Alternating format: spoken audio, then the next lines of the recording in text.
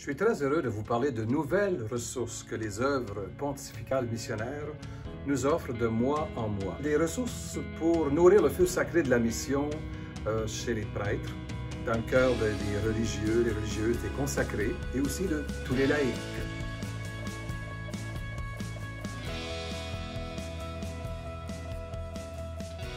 Je m'arrête sur celles offertes à tous les gens de la vie consacrée, religieux, religieuses. Je suis un religieux, je suis un missionnaire au blas de Marie Immaculée. Donc, je m'offre ce ressourcement avec vous et je le partage en même temps en m'adressant à vous, les consacrés. On est interpellé sur la dimension missionnaire de la vie consacrée. La première citation que j'y vois est du bienheureux Paolo Manna.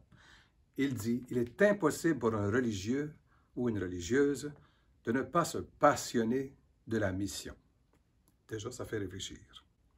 Après quoi, on parle des instituts religieux de vie contemplative et aussi de vie active. Les instituts de vie contemplative, par leur prière, ont une très grande importance, puisque c'est Dieu qui envoie à notre prière des ouvriers pour sa moisson. C'est Dieu qui ouvre les cœurs pour qu'ils écoutent l'Évangile qui est annoncé. Et c'est Dieu qui rend féconde cette parole dans les cœurs. Pour les instituts de vie active, même chose, ils peuvent absolument développer, avec la grâce de leur charisme, l'évangélisation des peuples. Les instituts de vie active doivent se poser sincèrement devant Dieu la question de savoir s'ils peuvent étendre leur activité en vue de l'expansion du règne de Dieu parmi les nations. Jean-Paul II a dit ceci de toute beauté: dans la mesure où la personne consacrée mène une vie uniquement vouée au Père, saisie par le Christ, animée par l'Esprit, elle coopère efficacement à la mission du Seigneur Jésus.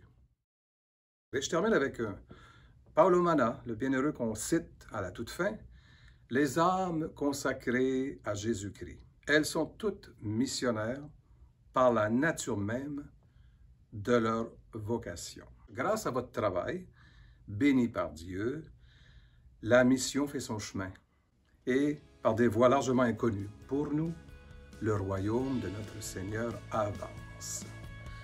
À vous donc de découvrir ces nouvelles ressources des œuvres pontificales missionnaires à chaque mois, donc pour les prêtres, les consacrés, tous les laïcs, pour nourrir, comme je disais, le feu sacré de la mission de mois en mois, tout au long de l'année. Bon ressourcement!